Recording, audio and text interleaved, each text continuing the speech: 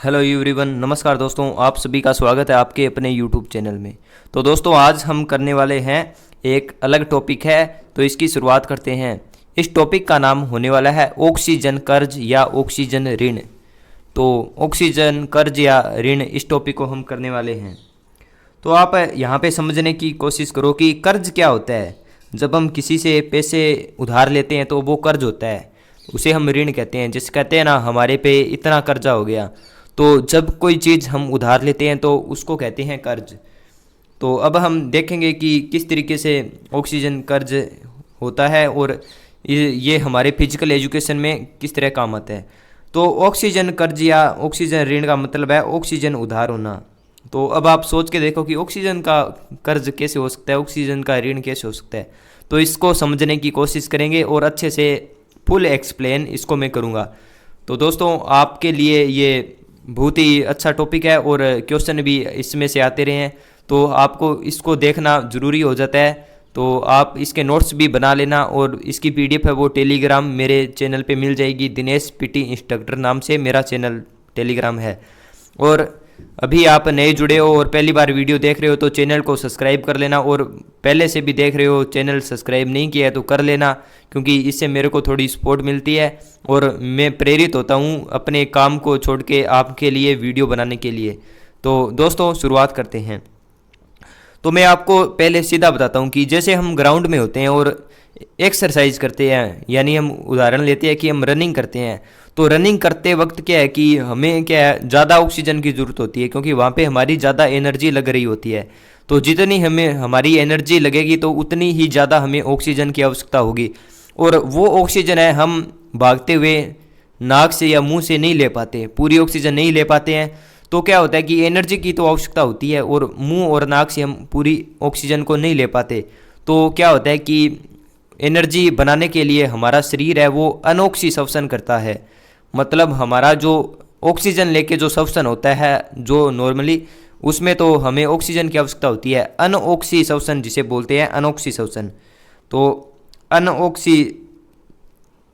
अनऑक्सी श्वसन होता है, तो उसमें क्या होता है कि ऑक्सीजन के बिना वो श्वसन होता है अनऑक्सी श्वसन में। तो वहाँ पे क्या होता है कि हमारे शरीर में जो भी पौष्टिक जो पदार्थ होते हैं, एनर्जी के स्रोत होते हैं, उनका क्या है, ऑक्सीकरण चालू हो जाता है बिना ऑक्सीजन के।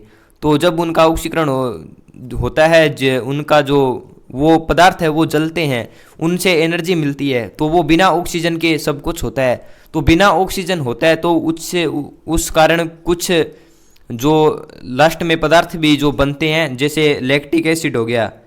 तो आप देखिए, पहले अपने बड़ी कर लेते हैं स्क्रीन, यहाँ पे देखेंगे। तो कुछ पदार्थ भी उससे बनते हैं जो लास्ट में, जैसे CO2 निकलता है और लैक्टिक एसिड। तो ऐसे कुछ अपशिष्ट के रूप में ऑक्सीजन के बिना जो श्वसन होता है, अनऑक्सी श्वसन, तो उसमें ये पदार्थ भी बाद में बनते हैं। तो ये सब प्रक्रिया होती है अनऑक्सी श्वसन की, और इसे ही हम आगे समझेंगे ऑक्सीकरण कर्ज क्या है, ऑक्सीजन कर्ज क्या है। तो जब ऑक्सीजन के बिना ये सब कुछ होता है तो पुनः एनर्जी, जब हम वापस जो एनर्जी खर्च हुई है वो प्राप्त करेंगे तो हमें बहुत ज़्यादा ऑक्सीजन की आवश्यकता होती है। और वो ऑक्सीजन की आवश्यकता कैसे पूरी होती है, जब हम सामान्य अवस्था में आ जाते हैं। जैसे मैंने 2 राउंड लगा लिए ग्राउंड के, 2 राउंड मैंने लगाए हैं फुल स्पीड में, और पूरी स्पीड में लगाए हैं पूरा जोर लगा के। जैसे 400 मीटर का एक राउंड है तो 800 मीटर में दौड़ा हूँ, 2 राउंड लगाए हैं मैंने 800 मीटर। तो वहाँ पे क्या है कि मेरी एनर्जी लगेगी, पूरा स्पीड में दौड़ा हूँ और मेरे साथियों के साथ दौड़ा हूँ। तो और भी भागना पड़ा मेरे को, क्योंकि अकेला भागता तो ऐसे आराम से भाग सकता था। तो तेज़ दौड़ा तो मेरे को क्या है कि ऑक्सीजन की आवश्यकता थी, पर ऑक्सीजन सही से मिल नहीं पाई, तो अनऑक्सी श्वसन हुआ। उसके कारण क्या है कि जो शरीर के अंदर से जो एनर्जी बनी बिना ऑक्सीजन के, तो उससे कुछ उत्पाद भी उत्पन्न हो गए, जैसे CO2, लैक्टिक एसिड, ऐसे उत्पाद भी उत्पन्न हो गए। तो तब क्या है कि जब मैं सामान्य अवस्था में आता हूँ, जैसे मेरा पूरा होता है रनिंग, तो उसके बाद में क्या होता है कि हमें ऑक्सीजन की आवश्यकता होती है पुनः एनर्जी प्राप्त करने के लिए। तो वो ऑक्सीजन है हम बाद में लेते हैं। तो आपने देखा होगा कि जब कोई भी धावक भाग के आता है तो उसके बाद वो जब छोड़ देता है तो सामान्य अवस्था में आना चाहिए उसे तो, पर वो फिर भी मतलब आपने देखा होगी 10-12 मिनट उसकी तेज सांसें चल रही होती है, तो वहाँ पे ऑक्सीजन का जो कर्ज हो गया था, उधार हो गया था, वो ऑक्सीजन पूरी हो रही होती है। तो इस प्रक्रिया को ऑक्सीजन कर्ज कहते हैं। अब हम इसकी थ्योरी पे जाते हैं और 1 to 1 एक एक शब्द को देखते हैं किस तरीके से समझाया गया है। तो आप इन सभी को अच्छे से नोटिस कर लेना। और एक भाई पूछ रहा था कि आपकी क्लासें नहीं आती है, मतलब पहले मैंने स्टार्ट किया था क्लास से, क्लास 1 क्लास 2, पर फिर मैंने एक चीज़ नोटिस की कि जब मैं आपको एक साथ कई टॉपिक करवाता हूँ तो आपका इंटरेस्ट कम हो जाता है और ना आप उनको पूरी देख पाते हो। मतलब मैंने जो 40 मिनट की क्लास बनाई थी उसमें क्या हुआ कि जो एवरेज व्यू ड्यूरेशन है, मतलब भी जितने ड्यूरेशन होती है एवरेज व्यू, तो वो बहुत कम आ रही थी। तो मैंने सोचा भी कुछ बच्चे हैं जो पूरी देख रहे हैं, पर कुछ मतलब बहुत ही कम बच्चे हैं जो पूरी देख रहे हैं। लगभग मानता हूँ कि 100 में से 4-5 बच्चे हैं। तो उनसे ऐसे भी पता लगता है कि वो 4-5 बच्चे ही सीरियस है और वो एग्ज़ाम फाइट करेंगे, तो और क्लास पूरी नहीं देखते। तो मैंने क्या है कि टॉपिक वाइज इसको करवाना शुरू कर दिया है। अब टॉपिक वाइज आपको करवाएंगे और जितना भी कोई भी टॉपिक होगा, जितना उसको एक्सप्लेन करने की ज़रूरत है उतना एक्सप्लेन कर देंगे, पर ऐसे नहीं करेंगे कि 2-3 टॉपिक को साथ करवा रहे हैं, पर एक एक टॉपिक को करवाते चलेंगे, क्योंकि अभी अपने पास टाइम भी है और आप अच्छे से, आप पे ज़्यादा जो बर्डन भी नहीं बनेगा कि बहुत ज़्यादा हो गया आज, इतना संभाला नहीं जाएगा। तो आप एक एक टॉपिक करो और इनको ही तैयार करते जाओ, अच्छे नोट्स बनाते जाओ और इनका revision time to time revision करते रहो, आपको कोई पीछे नहीं हटा सकता। तो अब हम इसकी थ्योरी देखेंगे। ऑक्सीजन कर्ज या ऋण वह अवस्था है जिसमें शरीर में ऑक्सीजन का ऋण यानी उधार हो जाता है। ऑलराइट, समझ गए।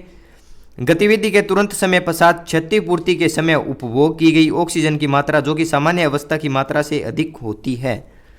तो क्या है कि जब हम गतिविधि करते हैं तो उसके तुरंत समय पश्चात जब हम सामान्य अवस्था में आते हैं तो क्षतिपूर्ति होती है, जो ऑक्सीजन जो लगी थी, एनर्जी लगी थी, उसकी क्षतिपूर्ति होती है, मतलब जो हानि हुई थी, मतलब इसको सामान्य भाषा में स्पोर्ट्स में क्षतिपूर्ति मानते हैं। तो उसके समय उपभोग की गई जो ऑक्सीजन होती है वो मात्रा सामान्य मात्रा से अधिक होगी। समझ रहे हो? जैसे मैं दौड़ करके तुरंत आया और मैंने जो ऑक्सीजन की मात्रा ली, मेरी सांस चल रही है फुल स्पीड में, हार्ट बीट फुल हाई है और मेरे को जोर जोर से सांस आ रही है ऐसे, तो इसमें क्या हुआ कि सामान्य अवस्था में मैं सांस लेता हूं तो मेरी सांस ऐसे चलती है आराम से, और जब मैं दौड़ लगा के आया तो मेरी सांस ऐसे चल रही है। तो इसमें क्या हुआ कि सामान्य अवस्था से वो सांस लेने की जो गति है वो अधिक है। तो इसे आप समझने की कोशिश कीजिए, क्योंकि वहाँ पे ऑक्सीजन की ज़रूरत है। ऑक्सीजन का जो ऋण हो गया था उसकी हमें हमारा शरीर पूर्ति करे है वापस। ओके, आगे चलते हैं। अति कठोर व्यायामों के समय हमारा शरीर कुछ पौष्टिक पदार्थों को जलाकर ऑक्सीजन की मांग पूरी कर लेता है, लेकिन पुनः शक्ति प्राप्ति के समय ऑक्सीजन वापस चुकानी होती है। इस चीज़ को आप समझ गए, पता है? इसी कारण किसी धावक की श्वास गति दौड़ समाप्त होने के बाद भी तीव्र रहती है।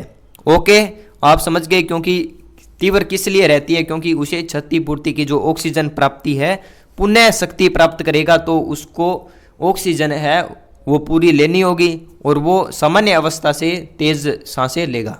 ओके, आगे कुछ पॉइंट है जिनके प्रश्न भी आ चुके हैं तो इनको करेंगे। 1922 में एवी हिल ने, चेंज कर लेते हैं कलर, ब्लैक, चलो येलो कर लेते हैं, येलो कलर ट्राई नहीं किया है। तो 1922 में क्या हुआ कि एवी हिल ने ऑक्सीजन कर्ज को परिभाषित किया था। 1922 में एवी हिल ने, किसने? एवी हिल ने, याद कर लेना, एवी हिल 1922 ऑक्सीजन कर्ज परिभाषित, ऐसे याद करते हैं, पूरी लाइन नहीं पढ़नी है, सिर्फ मेन टॉपिक पढ़ने हैं। एवी हिल 1922 ऑक्सीजन कर्ज परिभाषित, 1922 एवी हिल ऑक्सीजन कर्ज परिभाषित, ऐसे आपको रटना है। ठीक है, रटना पड़ेगा, कोई ऑप्शन नहीं होता, लाइनों को रटना पड़ेगा। इसमें कुछ समझने वाली बात नहीं है, ये हिस्ट्री के फॉर्म में है, मतलब अपने को डेट याद रखनी है और वैज्ञानिक का नाम याद रखना है, तो इसको आपको बार बार रिपीट करना होगा। ठीक है, कोई कहते हैं ना रटना नहीं चाहिए, समझना चाहिए, तो कुछ नहीं है भाई, जो चीज़ें रटनी पड़ेगी, कुछ चीज़ें होती है। ABCD को कोई समझा नहीं जा सकता, ABCD रटनी पड़ती है। शुरू में कै ख गए याद किए थे, वो रटने ही पड़े थे, समझे नहीं गए थे। तो आपको रटना पड़ेगा कंपटीशन में, तो समझना है वो बाद में समझ लेना। और जो थ्योरी है, समझने वाली चीज़ें हैं, उसमें कोई कसर नहीं छोड़ेंगे, एक एक चीज़ को topic wise point two point समझेंगे। फिर अगला है जो ऑक्सीजन कर्ज का मापन यंत्र है वो है बाईसाइकिल अर्गोमीटर। ऑक्सीजन कर्ज मापन यंत्र है वो बाईसाइकिल अर्गोमीटर है। आगे देखते हैं। तो ये है बाईसाइकिल अर्गोमीटर, इस तरीके का होता है। ये लो, अच्छा नहीं लगा पेन। तो बाईसाइकिल अर्गोमीटर है ये। तो इसमें क्या आता है कि ये एक बाईसाइकिल की तरह होता है और उसमें इसके आगे क्या है, जो लगा दिया जाता है मास्क, और इससे पता लग जाता है कि ऑक्सीजन की मात्रा कितनी थी पहले, अब कितनी हो रही है। तो ये सब कुछ ऑक्सीजन कर्ज मापन का यंत्र है, इसका सेटअप है। तो ऑक्सीजन कर्ज मापन यंत्र कौन सा है, एक बार रिपीट करो आंखें बंद करके, bicycle ergometer, bicycle ergometer, bicycle ergometer. Very good, आगे चलते हैं। तो ऑक्सीजन का डेप्ट होता है, यानी ऑक्सीजन उधार होता है। उसके बाद में कुछ ऐसी स्थिति होती है, जैसे ताऊ जी देख लो किस तरीके से कर रहे हैं, और देख लो ताऊ जी भी दौड़ लगाते हैं, इतने बड़े हो गए फिर भी। और ये देख लो, ये लड़का और ये लड़की देख लो किस तरीके से, मतलब इनकी सिचुएशन आफ्टर रनिंग हो जाती है। तो ये आपने अच्छे से देख लिया, समझ लिया। तो मैं कोशिश कर रहा हूँ कि आपको विजुअल दे सकूँ ज़्यादा से ज़्यादा और अच्छे से एक्सप्लेन कर सकूँ। तो आगे अब कुछ और चीज़ें हैं, इसके बारे में पढ़ते हैं। ऑक्सीजन कर्ज को EPOC के नाम से जाना जाता है, EPOC के नाम से जाना जाता है। EPOC का फुल फॉर्म है excess post exercise oxygen consumption, excess post exercise oxygen consumption इसका अर्थ होता है। और आगे है ऑक्सीजन ऋण के प्रकार। ऑक्सीजन ऋण के प्रकार दो प्रकार के हैं, एक तो लैक्टिक अम्ल सहित कर्ज, तो दोस्तों अभी देखते हैं ऑक्सीजन ऋण के प्रकार है लैक्टिक अम्ल रहित कर्ज, और एक है पहला सहित, दूसरा है रहित। तो ये ऑक्सीजन ऋण के प्रकार है। एक प्रकार का ऑक्सीजन ऋण होता है जिसमें लैक्टिक अम्ल होता है, लैक्टिक अम्ल सहित, और दूसरा होता है लैक्टिक अम्ल रहित कर्ज। आगे है ऑक्सीजन कर्ज को दो प्रकार से ज्ञात किया जा सकता है। पहला है विरामी अवस्था में ज्ञात किया जा सकता है, और दूसरा है क्षतिपूर्ति काल के दौरान ऑक्सीजन की जो लागत है वो कितनी है उसके अनुसार ऑक्सीजन कर्ज को ज्ञात किया जा सकता है। तो मैंने ये चीज़ आपको समझा दी। तो आपको मैंने पूरा जो ऑक्सीजन है, ऑक्सीजन डेप्ट बोलते हैं, ये मैंने आपको समझा दिया, ठीक है। तो इसके बारे में आपने देखा ऑक्सीजन ऋण। आपको कभी भी ये टॉपिक आ जाता है, इसके पर्सन आ जाते हैं, तो आपको अनुभूति करनी है कि जैसे कोई व्यक्ति दौड़ लगा रहा है, उसकी जो सांसें हैं उसकी एनर्जी ज़्यादा लगी और उसके कारण ऑक्सीजन की शरीर में डिमांड बढ़ गई और वो सामान्य अवस्था में आ गया, फिर भी उसकी सांसें तेज चल रही है क्योंकि जो ऑक्सीजन की मांग बढ़ी थी, जो ऑक्सीजन का उधार हो गया था, तो वो ऑक्सीजन की बाद में पूर्ति करता है, सभी तेज सांसें आती है। तो ये चीज़ें आपको अनुभूति होनी चाहिए, याद होनी चाहिए। सिर्फ रट्टे से काम नहीं चलेगा, जो चीज़ समझने वाली वो समझनी पड़ेगी, और जो रट्टे वाली है उसको रटना पड़ेगा, उसको समझने की कोशिश मत करना। अब कुछ पर्सन है जो PTI भर्ती में आए हुए हैं, राजस्थान PTI भर्ती में। तो पहला क्वेश्चन देखते हैं। विश्राम या संक्रमण काल का उद्देश्य है। विश्राम काल उसे कहते हैं जैसे हम कोई एक्सरसाइज करते हैं तो उसके बाद में कुछ रेस्ट होता है बीच में, और या संक्रमण काल उसे कहते हैं। तो उसका उद्देश्य क्या होता है? तो हमने यही पढ़ा था कि ऑक्सीजन डेप्ट है वो बाद में क्या है कि ऑक्सीजन की पूर्ति होती है, तो उसमें क्या होता है कि ऑक्सीजन की रिकवरी होती है। तो इसका आंसर होगा रिकवरी प्राप्त करना। तो आप फिर जैसे ऑप्शन को देख के भी कर सकते हो, प्रदर्शन में सुधार लाना। तो यह उद्देश्य तो है पर यह मुख्य उद्देश्य नहीं है। सुपर कंपनसेशन प्राप्त करना ये भी नहीं है, मनोरंजन भी नहीं है, इसका मेन होगा रिकवरी प्राप्त करना। तो हमें जो मेन पॉइंट है उस पे जाना है। अब आपके सामने ये भी हो सकता है किसी के लिए, पर ये इसलिए नहीं होगा क्योंकि जो परसेंट रेशियो देखें ज़्यादा एक्यूरेसी किसकी है, तो वो होगी रिकवरी प्राप्त करने की, क्योंकि रिकवरी प्राप्त करेगा तभी तो प्रदर्शन में सुधार आएगा। अगला है ऑक्सीजन शब्द का आविष्कार किया था। ऑक्सीजन शब्द का आविष्कार किया था तो ये किया था A.V. हील ने, अपने याद किया था 1922 A.V. हील ऑक्सीजन कर्ज परिभाषित, इस तरीके से अपने 4 वर्ड में अपनी पूरी लाइन याद की थी। और उसका था एबी हिल ने किया था 1922 में किया था।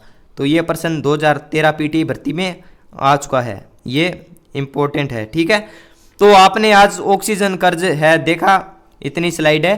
तो ऑक्सीजन कर्ज के बारे में अपने देखा है और इसे समझने की कोशिश की है। तो आपका फर्ज बनता है कम से कम इस वीडियो को 2-3 बार देखो, और मेरा पूरा वादा है आपको 1 या 2 नंबर का प्रश्न आएगा और उसे उस नंबर को लेने से कोई नहीं रोकेगा। और इसके अलावा आपको यह टॉपिक आगे जाके अन्य टॉपिकों को समझने में सहायता करेगा।